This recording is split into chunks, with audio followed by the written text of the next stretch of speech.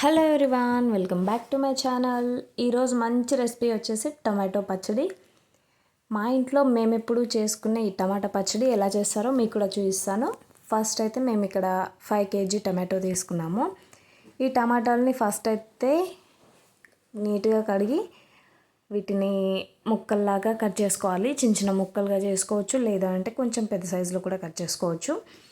5 kg టమాటోల్ని ఇలా cut చేసుకున్న తర్వాత మిద్దె పైన అయితే మేము ఇలా ఎండలో ఆరబెట్టేస్తున్నాము. వీటిని ఒక సాప తీసుకొని దాంట్లో ఒక కాటన్ క్లాత్లో ఇలా ఆరబెట్టేసుకుంటే ఒక 2 daysలో ఆరిపోతాయి.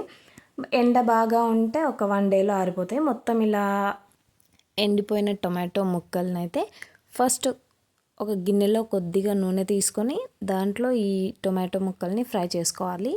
అలాగే దీంట్లోకి ఒక 1/2 kg చింతపండు తీసుకొని ఫస్ట్ అయితే క్లీన్ చేసుకొని నానబెట్టుకోవాలి. ఒక 1/2 గంటలో నానిపోతుంది.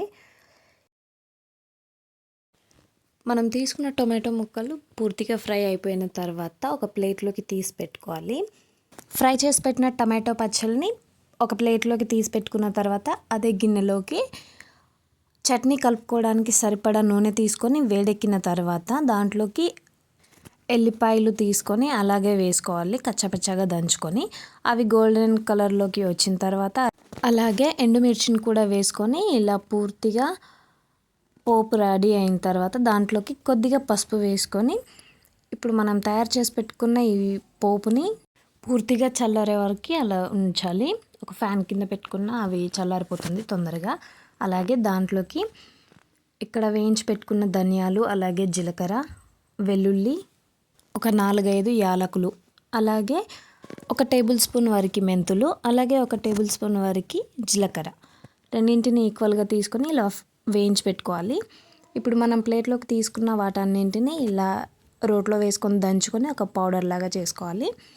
ఇప్పుడు వీటన్నింటిని కలుపుకోవడానికైతే చట్నీ కలుపుకోవడానికి ఒక స్టీల్ గిన్నె తీసుకొని ఆ గిన్నెలోకి మేము 3/4 kg కారం అయితే తీసుకున్నాము. 5 kg టమాటోలకి 3/4 kg కారం అయితే సరిపోతుంది. అలాగే మనం రోట్లో వేసి దంచి పెట్టుకున్న మసాలా పౌడర్ని అలాగే ఆ కారంలోకి వేసుకొని వాటిని కూడా కలుపుకోవాలి. కొద్దిగా పసుపు. ఈ పసుపు అయితే మనం చట్నీకి కొంచెం కలర్ రావడానికైతే కలుపుకుంటాం, బాగుంటుంది. అలాగే మనం ఇందాక 1/4 kg వరకు చింతపండు తీసుకొని నానబెట్టుకున్నాం కదా, ఆ చింతపండును కూడా కారంలో వేసేసుకొని కలుపుకున్న తర్వాత మనం ఫ్రై చేసి పెట్టుకున్న టొమాటో ముక్కల్ని కూడా అందులోకి వేసేసుకొని మంచిగా కారం మసాలా పట్టే వరకు ఇలా కలుపుకోవాలి. చేత్తో అయితే బాగా కలుస్తుంది, కాకపోతే చేయి మాత్రం బాగా మంటలేస్తుంది తర్వాత. అలాగే మనం పోపు చేసి పెట్టుకున్న నూనె కూడా ఇక్కడ పూర్తిగా చల్లారిపోయింది. ఇప్పుడు ఆ నూనెను అయితే కొద్దిగా ఈ మిశ్రమంలో కలుపుకుంటూ మనం చట్నీని కలుపుకుంటే టేస్ట్ మాత్రం చాలా బాగుంటుంది. ఇది టొమాటో నిల్వ పచ్చడి. ఒక 6 months 7 months వరకైనా మనకి నిల్వ ఉంటుంది. అలాగే టొమాటోల్ని ఉడకబెట్టి కూడా చట్నీ చేస్తారు, కాకపోతే అది 3 days వరకు ఉంటుంది. ఇదైతే 6 months 7 months వరకు అయితే నిల్వ ఉంటుంది, నిల్వ పచ్చడి. ఇక్కడ మనకు కావాలనుకుంటే కారం ఎక్కువ తినే వాళ్ళైతే ఎక్కువగా వేసుకోవచ్చు, తక్కువగా తినే వాళ్ళైతే తక్కువగా వేసుకోవచ్చు. ఇక్కడ మేము తీసుకున్న కారం అయితే 5 kgsకి 3/4 kilos సరిపోతుంది, కొంచెం కారంగానే ఉంటుంది. మొత్తం చట్నీలోకి మనం తీసుకున్న ఐటమ్స్ అన్నీ కలిసేలాగా ఇలా చేత్తో కలుపుకుంటే చట్నీ అయితే మంచిగా రెడీ అయిపోతుంది. ఇక్కడ మాకు ఉప్పు తక్కువైంది, సో ఉప్పు తీసుకొని మళ్ళీ కలిపేసుకుంటే చట్నీ అయితే పర్ఫెక్ట్గా రెడీ అయిపోతుంది. ఒక 2 days తర్వాత చట్నీలోకి మనం తీసుకున్న చింతపండు కూడా అన్నీ కలిసిపోయి చట్నీ బాగుంటుంది, టేస్ట్ కూడా.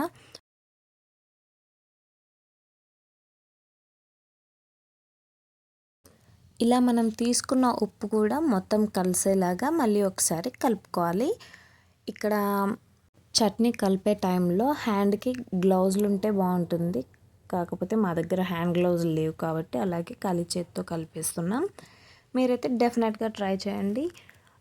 టొమాటో చట్నీ అయితే రెడీ అయిపోయింది. వేడి వేడి అన్నంలోకి చట్నీ అలాగే నెయ్యి వేసుకుని తింటే భలే ఉంటుంది. మీరు తప్పకుండా ట్రై చేయండి. బాయ్.